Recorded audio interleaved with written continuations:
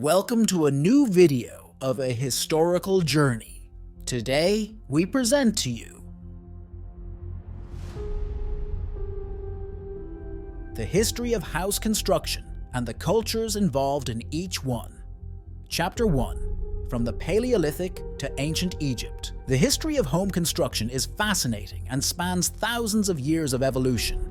Over time, construction techniques have changed dramatically, from rudimentary dwellings to complex contemporary structures. Today, we will provide an overview of that history, connecting it to cultures and ways of life associated with different types of homes. Primitive dwellings in the Paleolithic and Neolithic eras, approximately 2.5 million to 10,000 years ago. In early times, humans used caves and natural shelters to protect themselves from the weather and predators. When our ancestors emerged as a species on Earth, they faced crucial challenges to their survival. In the absence of man-made structures, early humans ingeniously adapted to their environment. In this ancestral context, the choice of primitive shelters was crucial for safety and protection from the weather and threats from predators. The quest for protection led our ancestors to discover and use natural cavities in the earth, such as caves and rocky shelters, as their first shelters against the elements, from intense rains to scorching heat waves. Life in caves was linked to mobility. Nomadic communities followed animal migrations and seasons to ensure their food and resource supply. Subsistence depended on hunting, fishing, and gathering wild foods. Proximity to bodies of water and areas with abundant wildlife was crucial. Rudimentary tools made of stone, wood, and bone were used for hunting, gathering, and preparing food.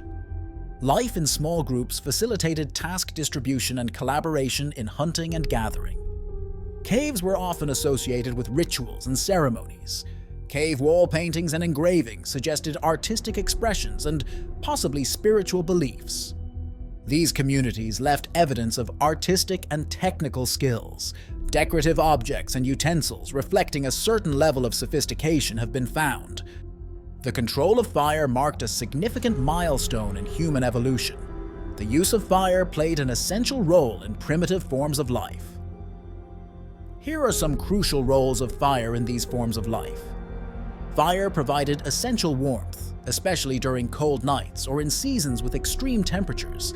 This significantly improved living conditions inside caves and rocky shelters.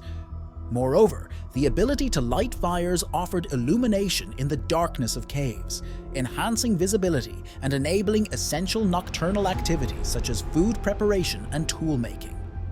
On the other hand, keeping fires near resting places helped ward off wild animals, providing an additional level of safety to communities. The smoke produced by fire was used as a primitive form of signaling to communicate with other distant communities. It could also be used to indicate dangers or important events.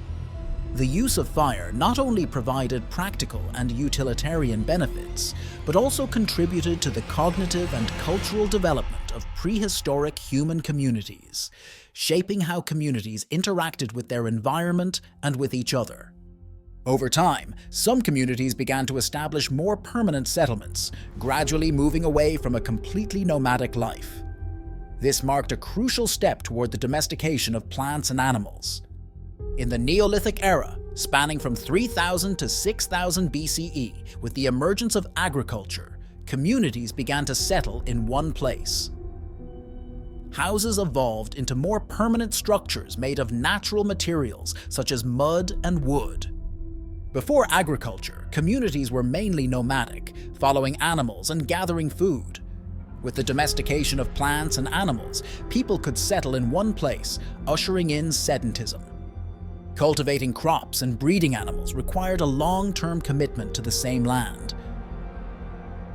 This led to the establishment of permanent communities, with constructions reflecting a greater investment of time and effort. Agriculture led to the development of land ownership. Communities began to claim and demarcate specific areas for agriculture and housing, establishing early concepts of territoriality. The need to protect crops and animals led to the construction of warehouses and stables, contributing to the diversification of housing structures. communities began to use more durable natural materials to build their homes.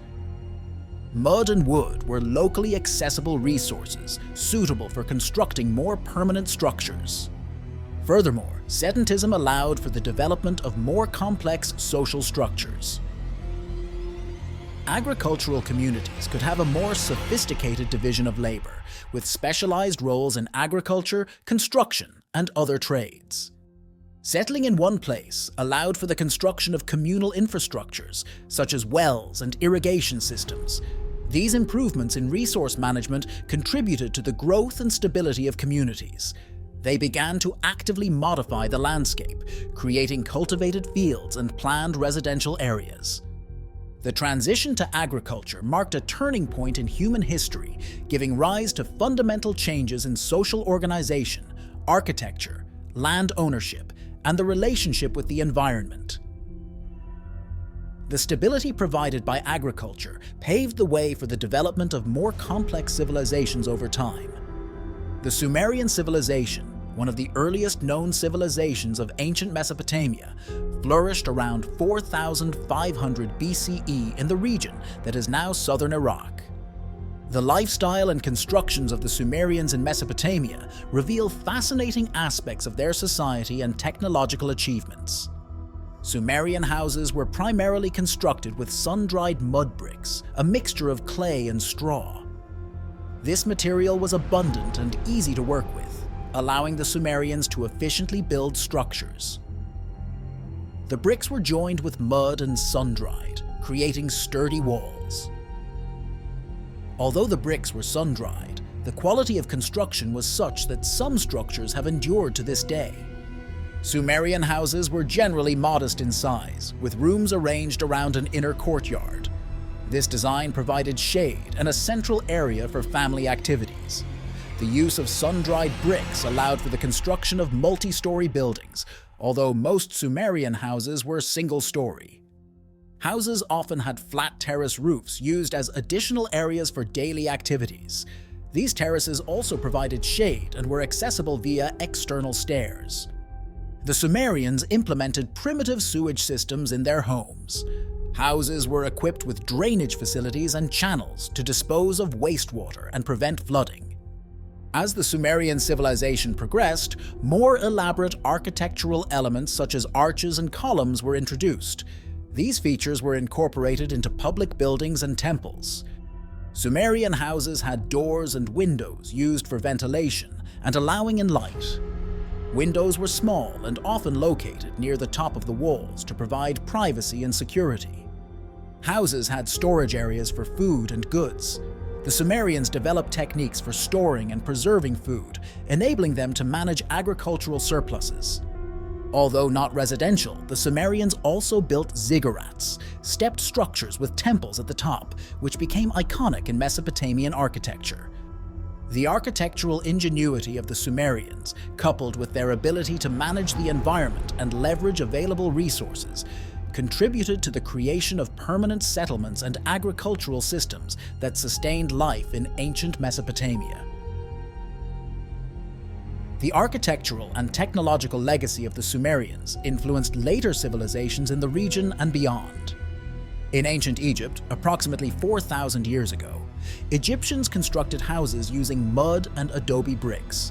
Dwellings for the higher classes included more elaborate materials such as stone and wood. In ancient Egypt, the construction of homes reflected both socio-economic conditions and architectural preferences of different social classes.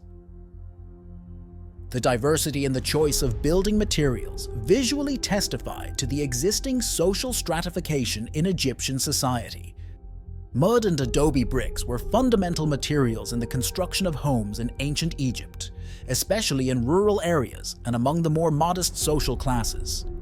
The higher classes and Egyptian aristocracy had access to a broader range of building materials, allowing them to erect more durable and aesthetically elaborate structures. Egyptians employed stone, especially limestone and granite, to build temples, monuments, and tombs. These more imposing buildings were characteristic of Egyptian monumental architecture and required highly specialized craftsmanship. Homes of the higher classes incorporated wooden elements in their construction, such as beams, columns, and paneling. Wood, though scarce in ancient Egypt, was reserved for structures of higher status and prestige. Additionally, homes of the higher classes featured more complex designs, often with multiple stories, inner courtyards, and elaborate architectural details. These structures reflected the opulence and social standing of their owners. They were also adorned with decorative elements such as carved reliefs, mural paintings, and more refined furniture. These details contributed to the luxurious ambience of these residences. Homes of the higher classes were strategically located in urban areas and close to administrative and cultural centers, demonstrating their connection to power and the ruling elite. The construction of homes in ancient Egypt was intrinsic to the social and economic hierarchy of the time. While mud and adobe bricks were common in the homes of more modest classes, the higher classes had resources to use more sophisticated materials like stone and wood. This dichotomy in materials and architecture reflected social disparities and stratification in ancient Egyptian society. If you enjoyed the video, don't forget to give it a like, subscribe, and turn on the notification bell. If you'd like to support the channel, you can contribute through Patreon. See you in Chapter 2, covering from ancient Greece to the Renaissance. Greetings, and until the next historical journey,